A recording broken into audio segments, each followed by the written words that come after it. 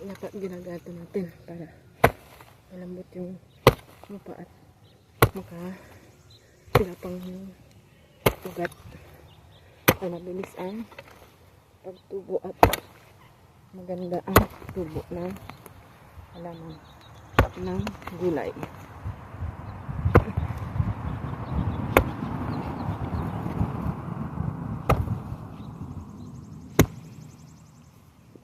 Tapos pipinuhin natin para ready for tanim.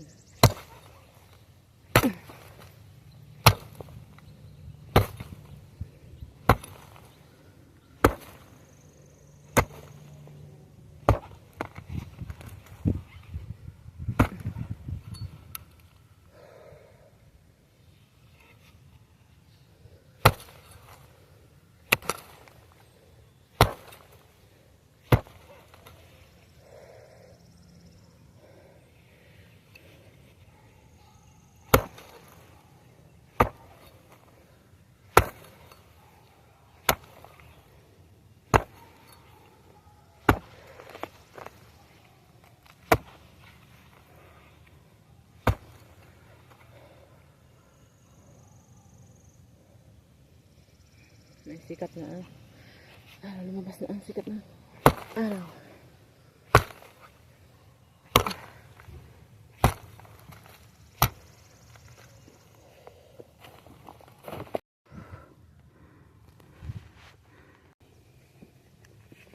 Hello guys, dahil start na ng summer, nagre-read na ako ng taniman kasi tatanim ako ng pechay at saka sitaw. Kaya ito hinahanda ko na kasi umpisa na ng summer dito para mayroon na namang libreng gulay ang iyong madam para hindi na ako bibili. Ginaganito ko siya kasi para mabilis ang tubo ng halaman dahil malambot ang lupa.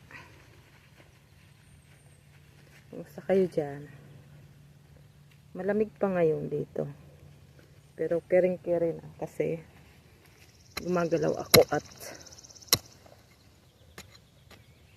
hindi na talaga as in nagiyelo.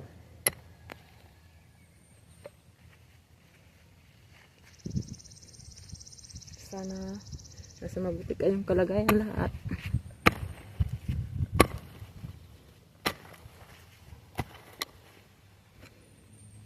Ito yung hinihintay ko mag-summer kasi para meron na akong mga gulay. Namiss ko kasi yung sitaw. Ang hirap bumili ng sitaw dito. Kailangan ko pang pumunta ng Asian store. Ang layo-layo. Buti na lang nung umuwi yung asawa ko sa Pilipinas, pinagbili niya ako ng sitaw. Tapos yung anak ko naman, bumili ng pechay. Kaya meron akong sitaw at saka pechay. Tapos meron akong mga binhi, yung mga tanim ko nung una. Meron akong talong, at saka okra. Marami akong binhi, inani na binhi.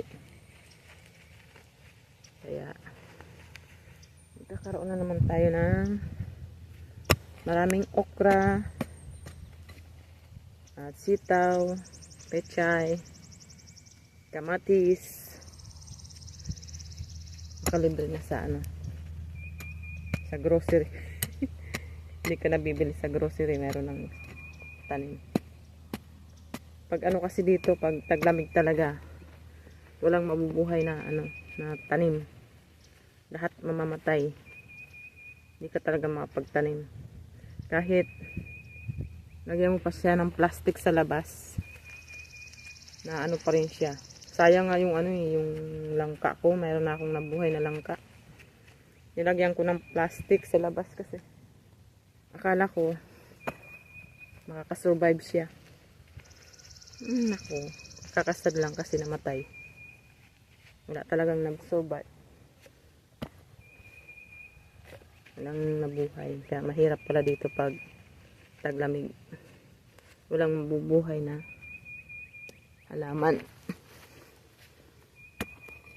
Kailangan pagkatapos ng taglamig, meron kang naitatabing mga binhi ng yung mga tinanim, kasi kung wala, bibili ka na naman ng panibagong binhi. Magastos. Buti na lang ako, nagpatuyo talaga ako ng ng okra at saka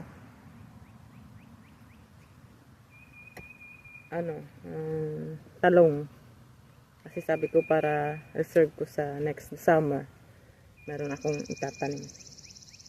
Para hindi na ako bibili ng binhi. Kasi mahal din yung binhi dito eh.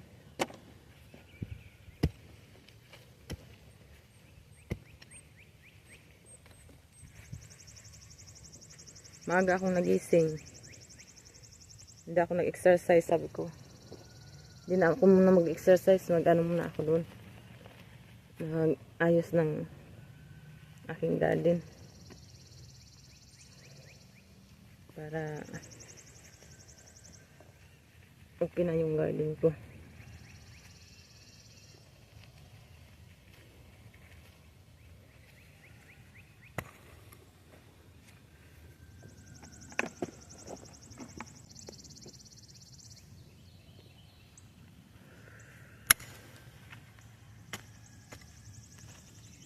Tapos ang dami kong na mabato kasi dito. Iniipon ko kasi lalagay ko doon sa harapan ng bahay. Kasi pag maputik, mahirap lumulubog. Kaya nilalagyan ko ng mga bato-bato para pang anak sagip sa putik. Lumulubog ka pag walang bato-bato. Kaya nandito na rin, lumilitaw yung mga bato, so kinukuha ko na rin. Tapos yung mga mga layas na sibuyas, nabubunot ko rin kasi nandito, ang dami dito. Kinukuha ko, tinatanim ko yung iba, yung may mga ugat pa, tinatanim ko doon sa may malapit sa bahay. Yung mga wala ng ugat, naputol, yung mga naputol, nilalagay ko sa freezer, kasi pag nagluluto ako, ginagamit ko yung mga dahon, saka yung mga sibuyas na wala ng ugat, ginagamit ko. Masarap siya, mabango siya sa sa pagkain, sa niluluto mo. Maganda siya panghalo.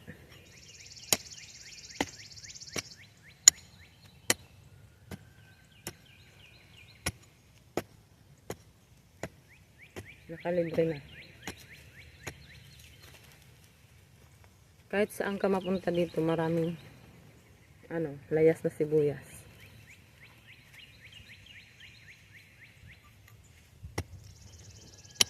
Talagang tumubo lang siya. Sabi ng asawa ko, hindi man daw yan tinanim, tumubo na lang talaga. Talagang ginawa ni Papa God. Napaka-bless ng lugar na to.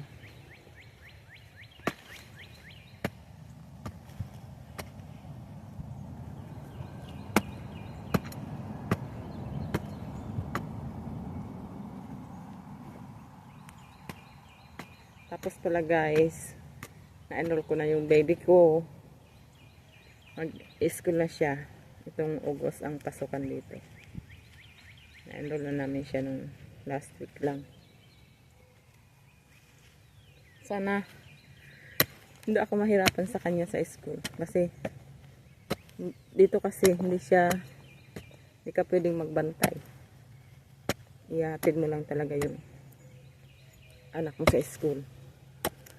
Tapos tinanong kami kung gusto namin ipapaservice sa bus. Ayaw naman namin kasi bata pa yung anak namin, saka malikot kasi siya, at saka madali siyang Madali siyang yayain kahit sino, sumasama siya. Baka mamaya sumama siya kung kani-kanino lang, hindi makauwi dito. Kaya sabi namin ng asawa ko, ihatid sundo na lang namin.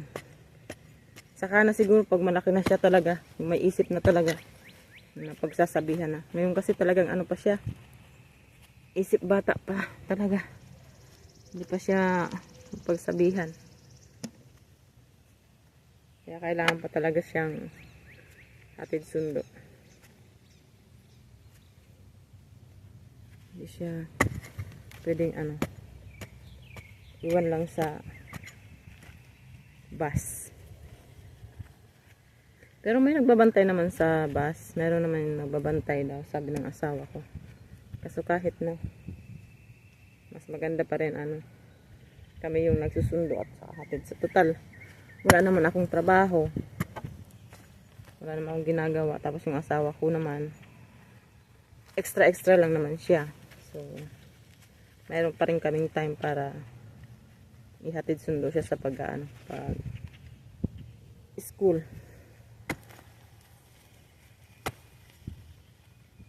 Ang daming dito, bato, saka mga ugat-ugat nito mga. Ang daming mga ugat. Kaya kailangan mo talaga siyang ganituhin. Kasi matitigas tong lupang to eh. Pag hindi mo siya ginudak. Ang tawag ba ng ginudak? Ginudak kasi tawag sa amin sa Bicol. Pag hindi mo siya ginudak, ginanito.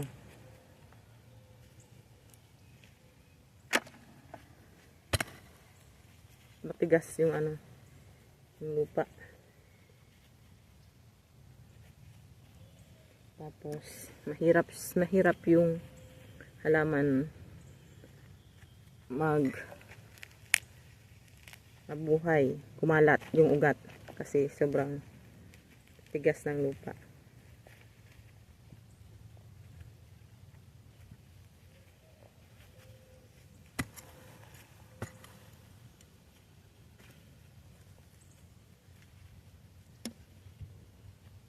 Thank you guys for watching. Nakadalawang line na ako. Yung isa, tinaniman ko na siya ng sitaw. Isang line. Ito pangalawa. Lagyan ko ito ulit pakatapos. Yung sitaw. Marami pa. Mahaba-haba pa. Yun pa. Hanggang doon pa. Hanggang doon. Aking gugudakin. Thank you guys for watching.